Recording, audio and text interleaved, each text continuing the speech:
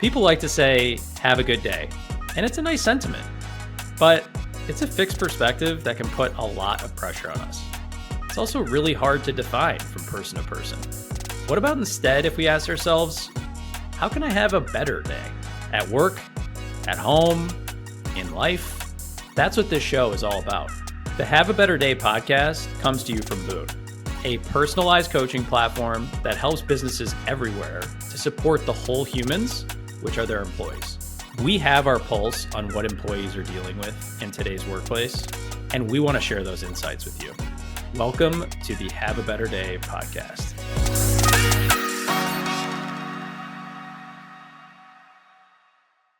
All right, Andrew Silver, welcome to the pod, my friend. Thank you, sir. Happy to be here. It's been a while, and for those of you who don't know, Andrew Silver is I'm going to call you a legend in the logistics space. And I feel like you've become somewhat of a celebrity with your Freight Pod podcast. If those of you haven't heard it, go check it out. But how I was first introduced to Andrew, we both went to University of Michigan, but later on, we became acquainted through his company, Molo Solutions, which was a rapidly scaling logistics firm that ended up actually selling to ArcBest, which is a publicly traded logistics and transportation company for more than $200 million. And Andrew was the founder and CEO of the company with another local Michigan basketball legend, Matt Vogrich. So I love the story, and I've loved everything about what you've done at Molo, and I've been obviously following you really closely over the years as a customer of Boon as well. So just very cool to see everything that you've built, and I feel like there's such a unique story for you to be able to tell about the scaling of a company as rapidly as you did from the CEO's perspective, and just how you built and maintained culture throughout that whole period. So excited to chat today, my friend. Thank you. Legend is probably a few levels too strong for where we're at. I will accept you calling Vogrich a legend. He is a Michigan basketball legend, and he made his mark. So I accept that. But it's great to be here. I spend a lot of time with a microphone in front of me, but it's 99.9% of it is for my own podcast. I don't often come on other shows, but it's been fun to watch your own journey. Just being an early customer, I just really was all about what your team was preaching, and I'm glad you guys were able to help my team, and so I'm happy to help however I can. And I'm an open book, so whatever you want to talk about today, the world is your oyster. Appreciate you, and yeah, I think as a starting point, maybe just giving a little bit more background on like the early days of Molo, how that whole thing came to be. I know you guys ended up scaling to roughly 1,000 employees in just under 5 years. So it's been quite a ride for you. I guess maybe let's just take it from the top and what those early days were like. Yeah. So I'm currently sitting on a non-compete, and when the company started, I was also sitting on a non-compete. So I've gotten used to this non-compete space. So when we started the company, it was an idea that I'd had, and I kind of spread it to a few buddies, and Vogrich was the first of which. And getting somebody who wanted to go all in on building something and had the kind of smarts and people skills that he did made it a lot easier. The only challenge was Vogrich knew absolutely nothing about freight. So as we talked about starting a business together, and we knew that I was going to spend the first 10 months of the business not actively involved, he needed some freight people. So I called two other really smart, hardworking guys that I knew from my time at Coyote. Both had left and were not thrilled with their current roles. The old grass isn't always greener on the other side. They were kind of living that out. That was Will Jenkins and Stephen Mathis, two of our other co-founders, and said, hey, would you guys be interested in starting a brokerage? And, put the three of them together in a room and got them going. And, they just hit the ground running. And freight brokerage is such a fun business because the barriers to entry are fairly low, and it's a business that if you just work as hard as you can and you have quality people skills and the right kind of framework for how you approach your customers, there's a lot of opportunity. And so, they got the business up and running in July of 2017. I officially came on board in April of 2018. At the time, I think we had about 20 employees. And then it was, full speed ahead. And, back then what it looked like was everybody doing whatever it took. And, the roles didn't matter. I think Vogrich was such a great example of literally doing whatever it took. I mean, he got married. We started the business July 5th, 2017. He got married August 9th. No, September 9th, 2017, and spent 2 weeks in Hawaii on his honeymoon. And while his wife would sleep at night, he would set an alarm for 2:00 in the morning to wake up and handle all of our billing. Like if you want to get to the root of why some people succeed or why some entrepreneurs succeed more than others, it's because of the mindset that you have to sometimes do whatever it takes. And there's often not someone else who you can rely on to do that. I think the best entrepreneurs are the ones who will do whatever it takes, and they inspire others to want to do whatever it takes. Others who become kind of infatuated with the journey and the vision. And they say, I want to be a part of making this vision a reality. Yep.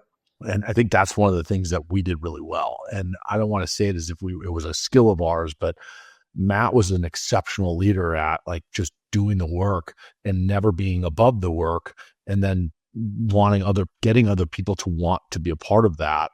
Yep. I think that's why we were able to grow as quickly as we did. Yeah. And I mean, tell me a little bit more about, it sounds like you and Matt are both really hard workers. You were able to inspire that same sort of energy throughout the company. I guess, talk me through how that took hold where, when we started working with you guys, you were around 200 employees, and that was, I guess, somewhat during the beginning of the pandemic. How do you scale from 20 to 200, and how do you communicate what the culture of the organization is as the leaders and co-founders of the business? How were you thinking about instilling that culture and values and all of those things early on while maintaining quality? Yeah, it's a great question. And it's one that I think might be hard to put into words perfectly. But what I can say is, for one, we had to live and breathe the values, and we had to live and breathe the outcomes that we wanted out of people. We wanted our people to be very responsive to their customers. We wanted our people to go above and beyond to find answers to problems. And that meant sometimes a solution wasn't sitting and staring you in the face. An easy answer wasn't there. Just put another truck on it. It was you had to get creative. You had to make the extra 50 phone calls to find someone to do it. But we had to live and breathe that. And so I think my job became communicating and articulating the message in a way that got people to buy into it. And one of the ways that I think you can do that, at least for me, I used to host these company meetings every 2 weeks. And, at first they were in person.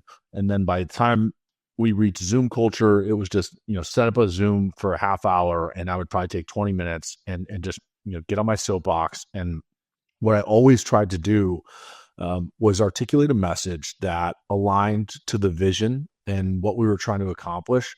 And in doing so, I would try to tell stories, success stories, and even some of the failures with real detail of examples of what we had done for a customer, why they appreciated us doing it, who were the people involved. Giving people praise is such a inexpensive way to garner buy-in from your team. It literally is just words, and they mean a lot. When you're the CEO of the company, I think it's important to recognize that your words carry a lot of meaning. And that's both a mistake I've made in colloquializing or spending too much time on the floor with people and just saying things kind of nilly-willy, not realizing that people are picking up on everything you say.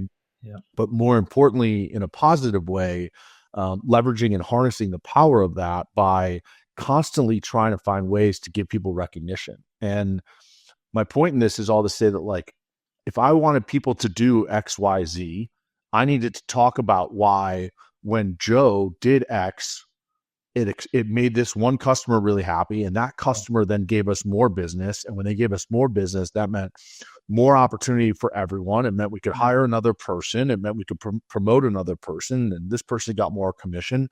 And so you you tie the actions to the outcomes, the desired outcomes. You give praise to the people who are doing it all along the way.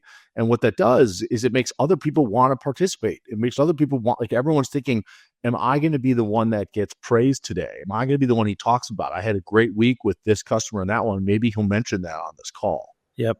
Yeah, no, I think what's resonating for me hearing you talk is hearing about this idea of storytelling. And I mean, I've tried to really like weave this into every part of Boone. Obviously, it's a huge part of sales, which I feel like you've spent a ton of time in that space, and that's some of where I'm sure that comes from. But then you see how it starts to translate into overall building culture and telling those success stories. So I love that idea. What were some of the values that you guys had at Molo? I'm just curious. Put me on the spot. I don't remember the values. I mean, resilience, transparency, hard work. I actually don't remember what our values were, but the essence of the values was that we were going to work hard. We were going to be honest. Integrity was a value. Yeah. To be clear for everyone, I got fired 2 years ago. So the values not being top of mind is I think a fair thing to be happening. But as I think through it, I can explain them. So integrity was an important value. And we were in a business that people did not like. Lying was second nature. And there was always this kind of negative connotation with the word freight broker because people assume the worst. And so, people put words like integrity in their values because it sounds good.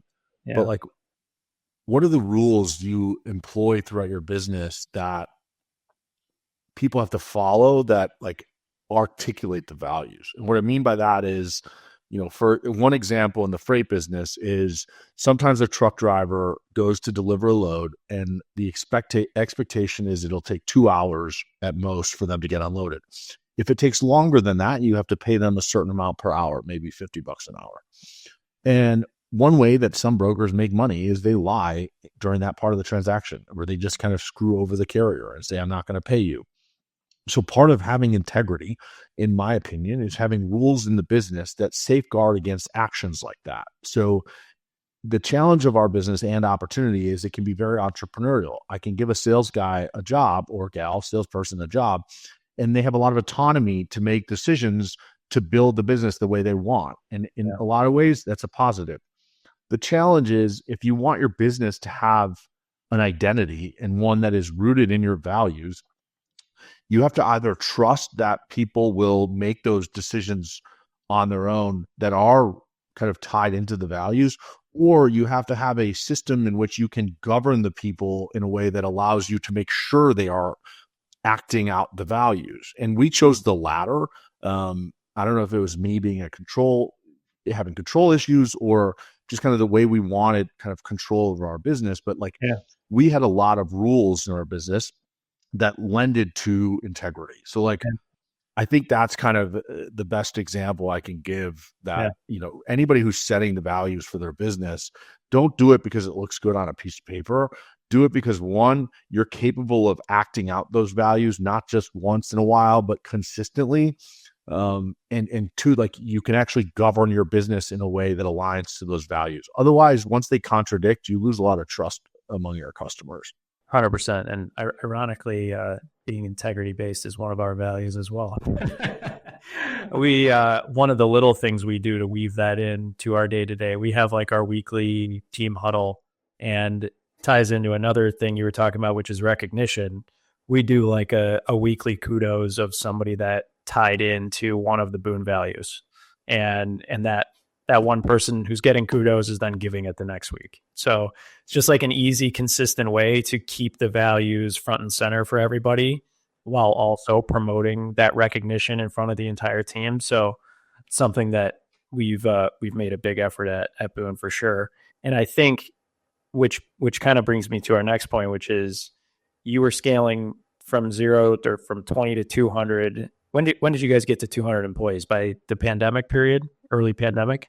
Before the pandemic, because I think when we went to pandemic, we actually were at 300. Because I remember we had to send I think we bought about 600 monitors or something like that, which would have been 2 per person. It was a very chaotic March 10th of 2020. So you guys were growing so fast, you didn't even know how many employees you had exactly, potentially at the time. I mean, At the time, I knew how many employees we had. We're 5 years removed from that time. Two of which, again, I've been fired and like off to the next thing. So, talk me through that though. You guys are in rapid growth mode. You guys are at, what are you at, 150 million of revenue at that point? Something. no, we did our revenue in 2019, we started in July of 17. The second half of that year, we did 40 million in 18, 130 in 19. So in 2020, we did 275. So we were probably at like a 200 or $200 million run rate when pandemic hit. Incredible. And you guys are, okay, so revenue's going nuts, headcount's going nuts. Pandemic happens and you guys are all of a sudden moving fully remote. Like, what do you do during that time? Like, how did you adapt to that time as a leader? And I mean, talk about inspiring people during a time of like maximum uncertainty. Like, what was your mindset? Yeah. So the honest answer is I didn't do it well. We did it well. I didn't do it well. And I've shaved my head twice in my life, like big to nothing left. And one of those times was in April of 2020.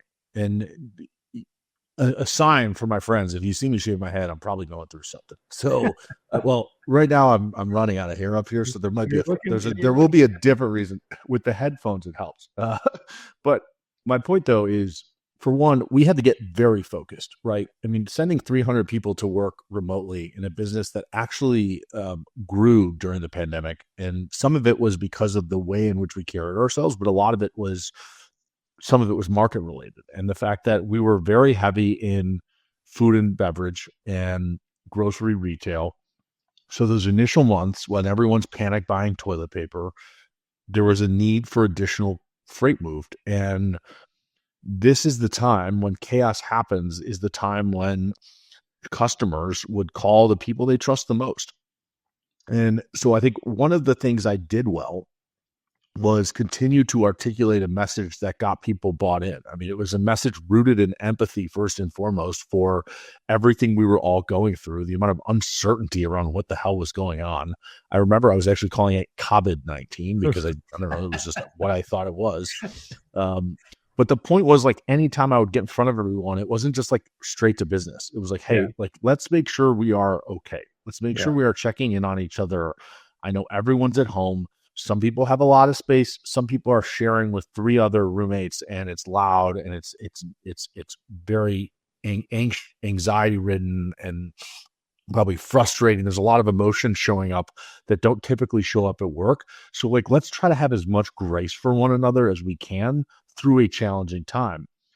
Second to that is opportunity. I mean, if there was one thing I remember saying over and over again to our team, was people will never forget the way they were treated during COVID-19, or COVID-19 as it was actually called. And the point was, this was a once in a lifetime, multi-generational situation that we were all undergoing. And nobody knew when it would end. Nobody knew how long it would last and what the impact would be overall. But all I knew within the things that I could control in my business was our customers would remember how we showed up for them. Yeah.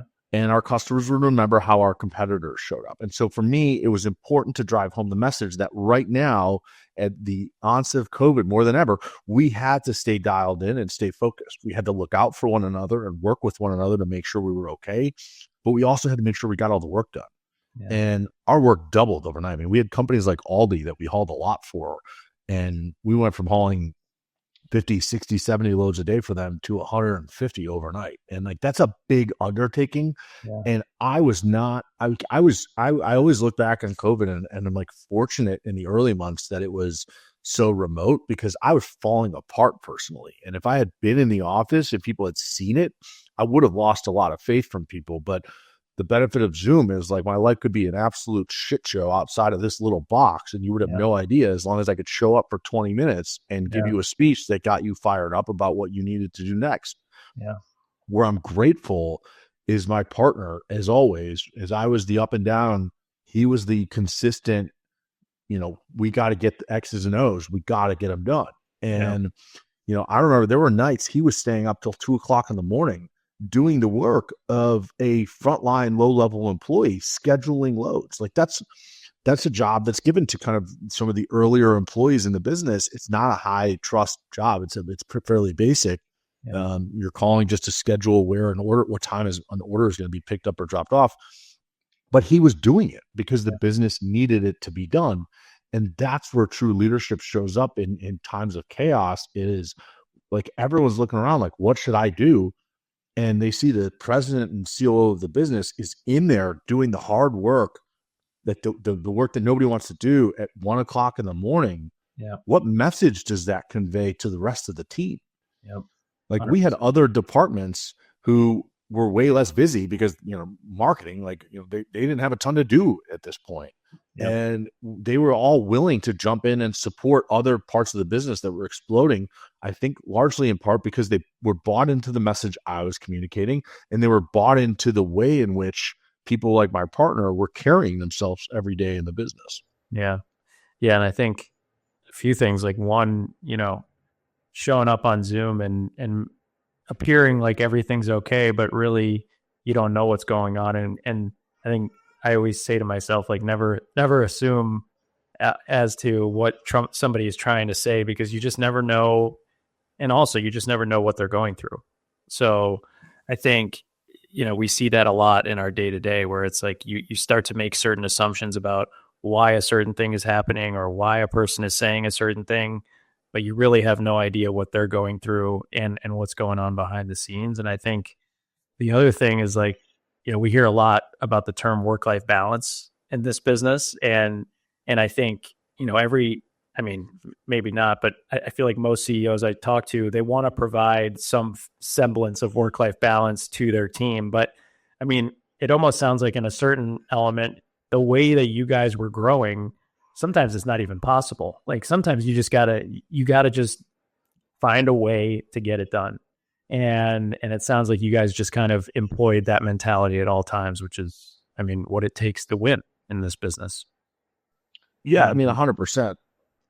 And I guess as you're talking about all of this, what would you say, looking back, were some of the biggest surprises about your culture as it migrated to that remote environment? And I guess maybe surprises and or challenges that you faced, more from a people perspective.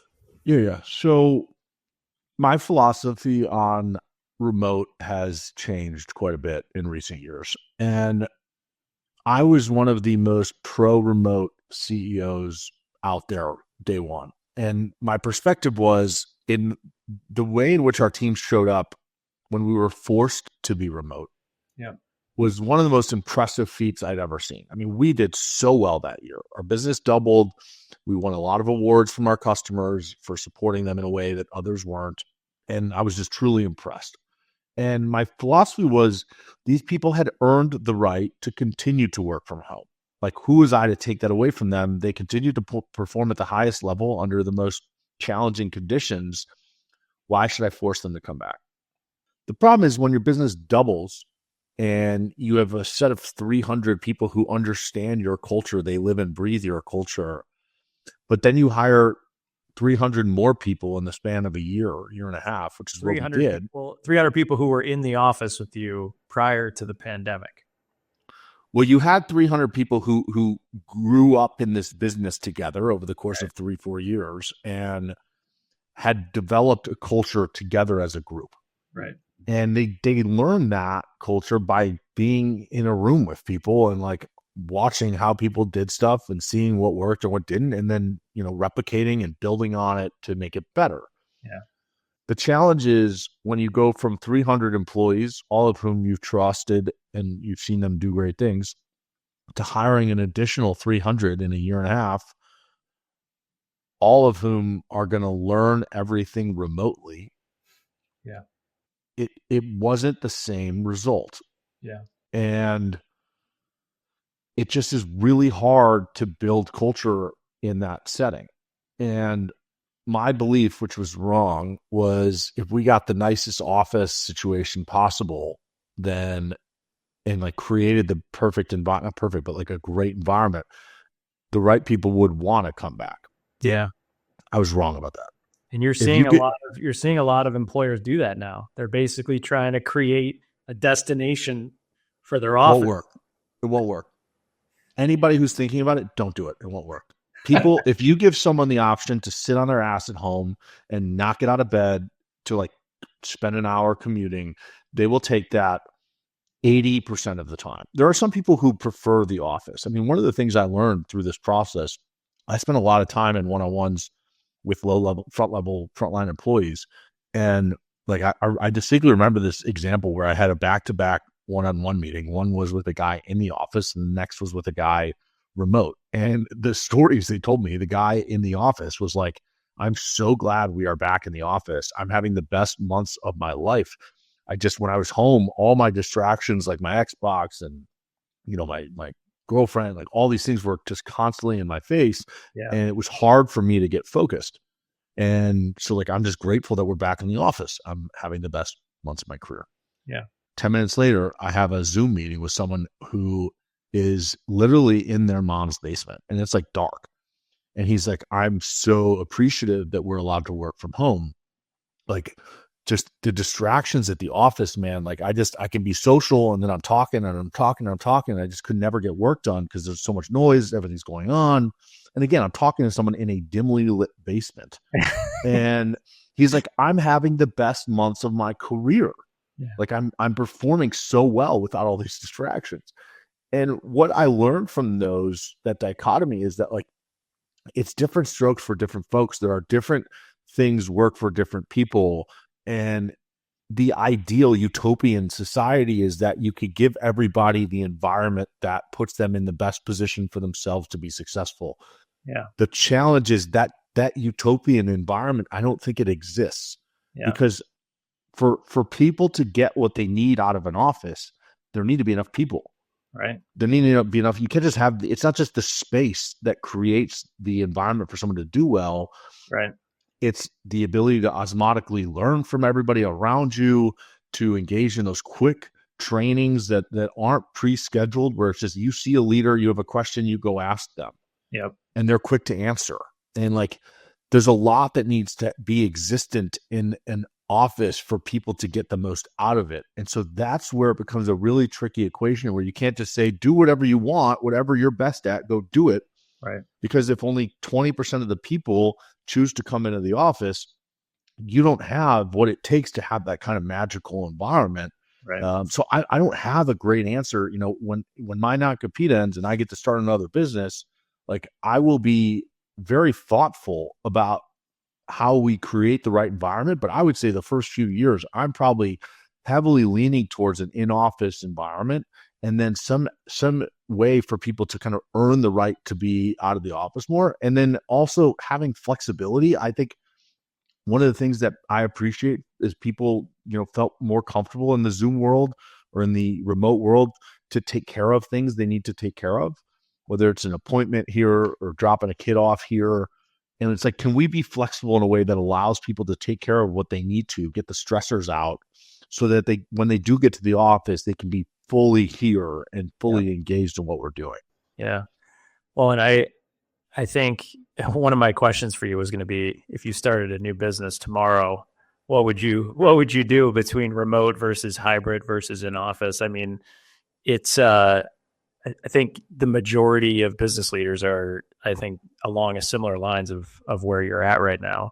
I want to come back to some of the initial challenges you were having in that remote setting where, there's just a lot of uncertainty going on. This is not meant to be a boon plug by any means, but talk to me a little bit more about, some of the management style changes that you had. You mentioned you had these in-office company town halls that now essentially went to a Zoom. You were doing one-on-ones. How did you think about changing your management style, if any? And what were some of the things you were thinking about? I mean, I know clearly you were investing in your people throughout this growth period, and that's kind of how Boone came to be working with Molo at the time. But I guess more broadly, how are you thinking about like continuing to invest in your people and making sure that you are retaining talent at the pace that you guys were recruiting?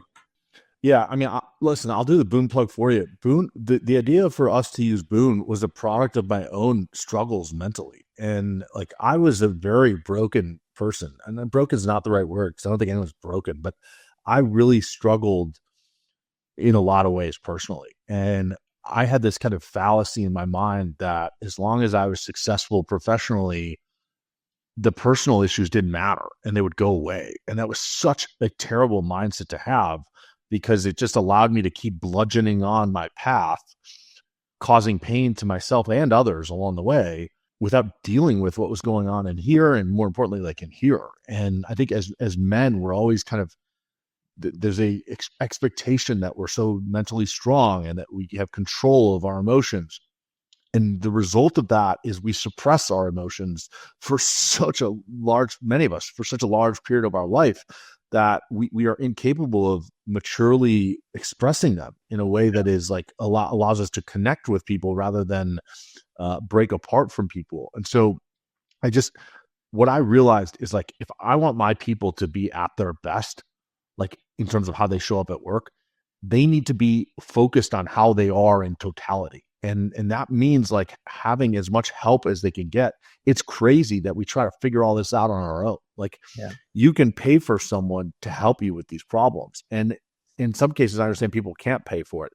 That's why as a business owner, if you understand the importance of people having their heads on right and understanding how to navigate their emotions like adults, you pay for a product like Boone because it gives people that much needed coaching that like, it's the most important asset you can invest in is yourself. Like learning how to code and learning how to do 18 other things are valuable, undoubtedly. But like what you do with those skills you learn and how you engage with other people is a product of like how you are. And like, that is where I think people need to do more work. I needed to do more work. I'm finally in a place where I can say I'm grateful my ass got fired 2 years ago because it forced me to go on this kind of journey internally to like figure out what the hell is going on in here and then like start to work on fixing it. So sorry if I don't know if I just answered your question or just went on a total rant. You know what? I feel like one of the things I've always loved about following you is you're an open book, and I feel like people appreciate your vulnerability and authenticity, and I feel like that right there is probably symbolic of why your entire team is rallying behind you at Molo and why you're a great leader.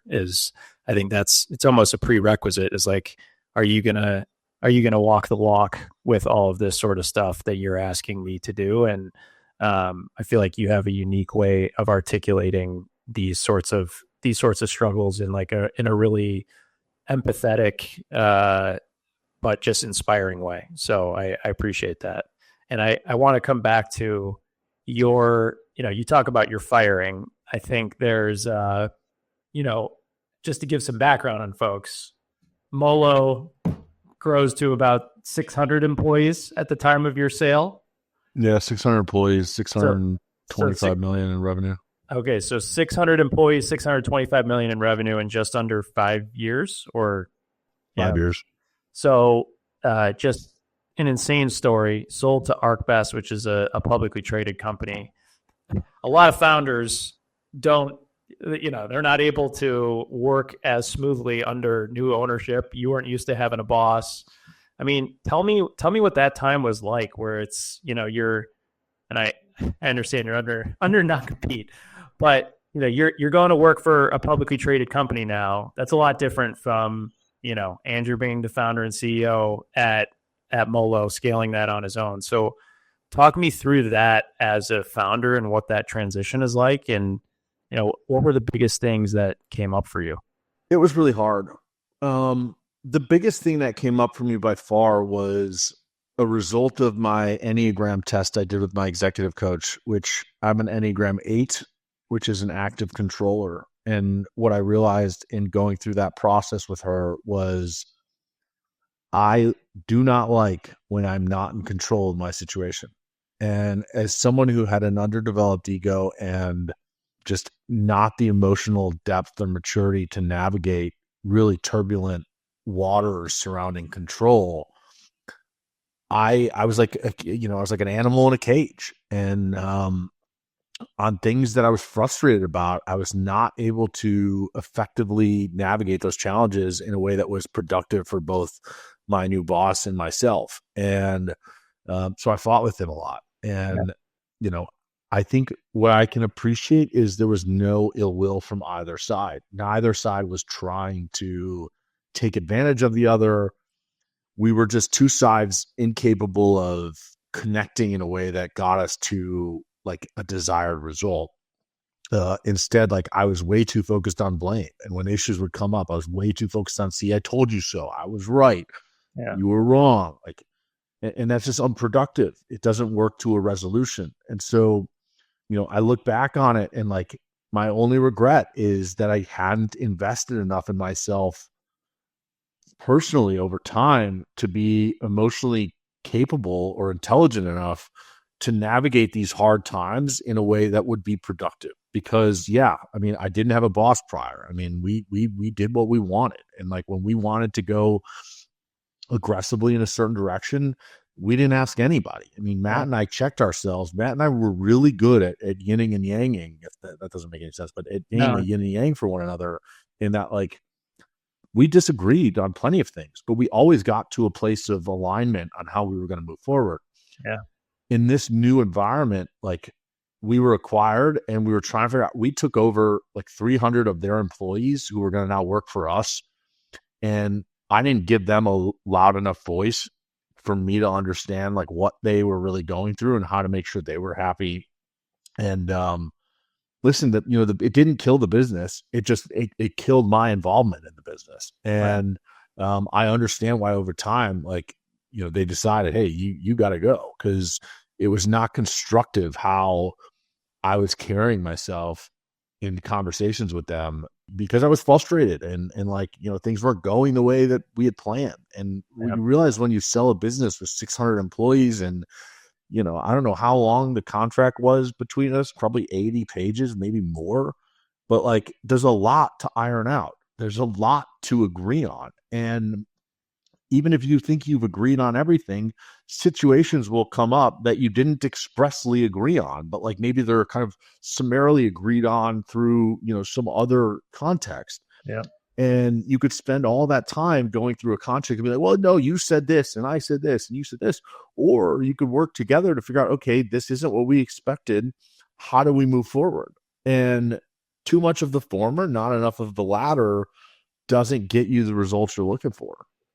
So I don't know. I'm like, it's not that I'm looking forward to having a boss again one day, as much as I'm like kind of though excited to be in a position where I have to answer to someone again, and to be in a position where I can do it in a way that, when we go through adversity, I'm not going to have to lose my cool. Like I think I'm in a better position to take it and accept that like, I don't need to have control. Like what I can control is my input to a situation, how I show up in the situation, and like maybe how I can influence people in the situation, but that's not even really in my control. That's kind of close, but not really. It sounds like you've done a lot of work in this area, and just hearing you talk, like, you've clearly reflected on this a lot, and it sounds like you're in a completely different headspace now than what you were a few years ago. And to me, a lot of it feels like it comes down to just like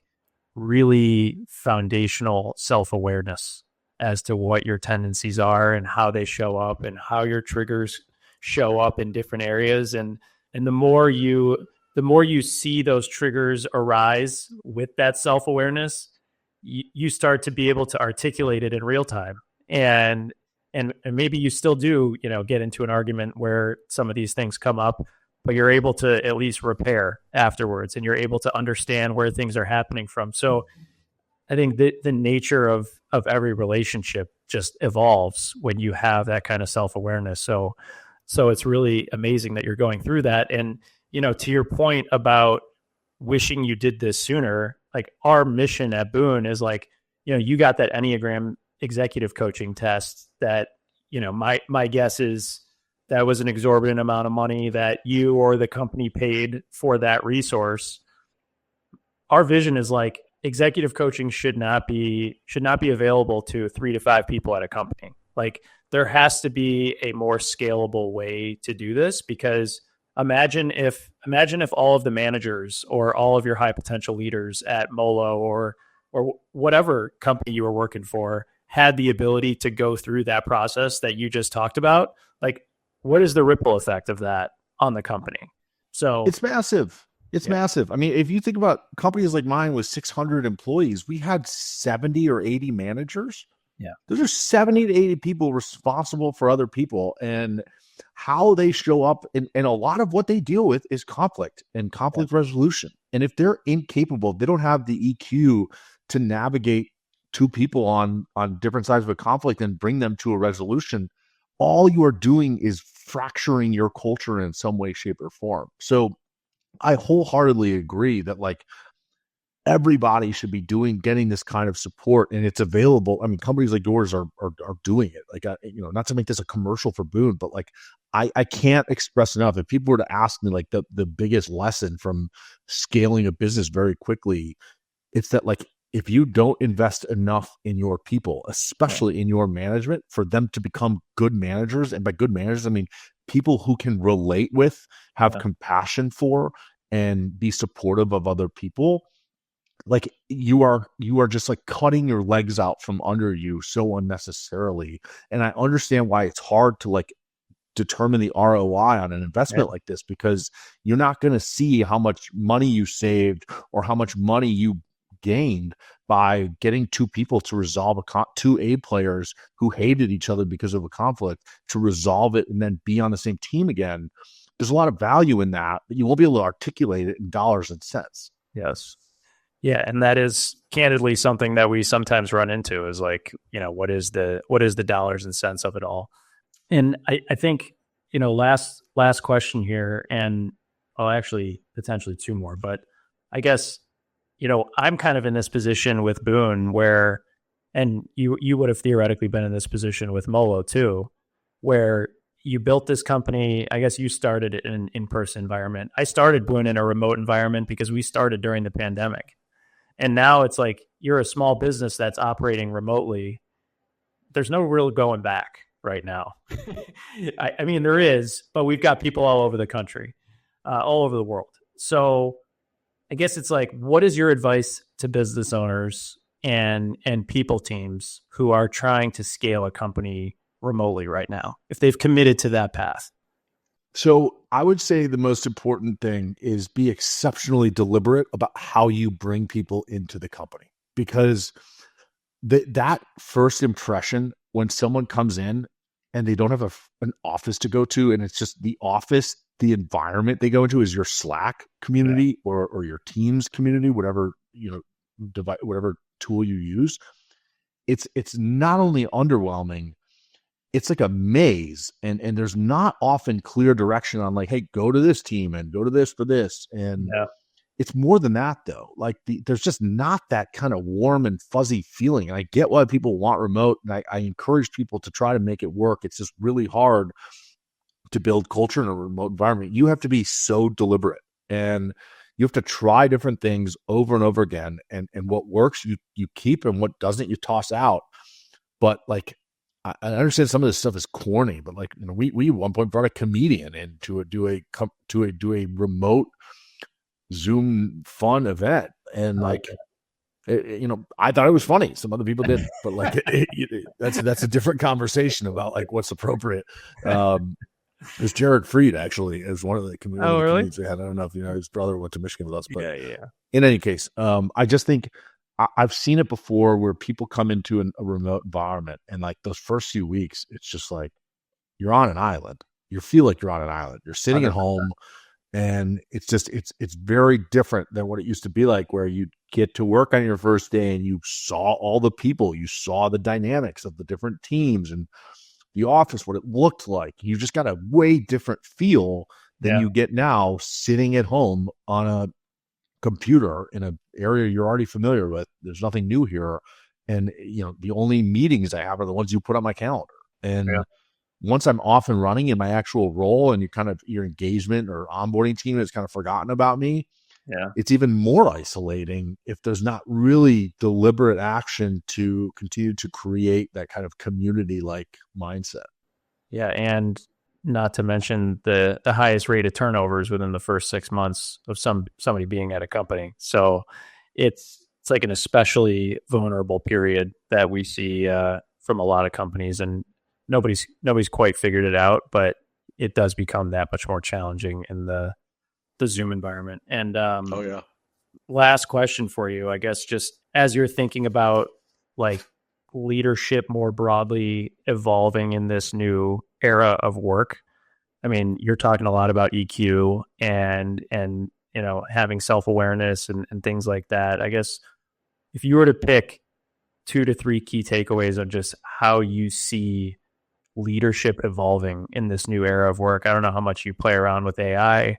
It's something that has become very embedded into my day-to-day, and I think we're in for a pretty big transformation here over the next few years around that area.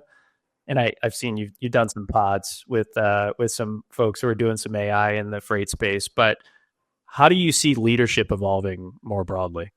Yeah. So, I mean, AI is a scary thing for me.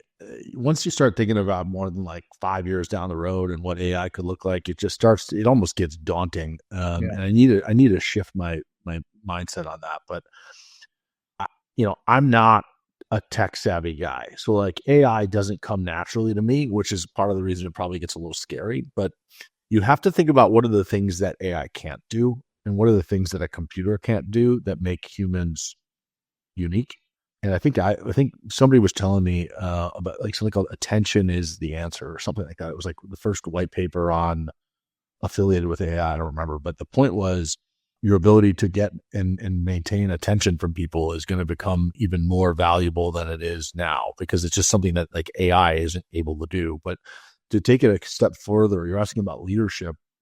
One of the things that I think people are just starting to realize the value of and the connotation of the word has shifted over the last few years, and all the credit to Brene Brown for making this happen, but is the power of vulnerability. And I think that like the best leaders are going to be the ones that leverage vulnerability in a way that allows them to connect to people at a deeper level.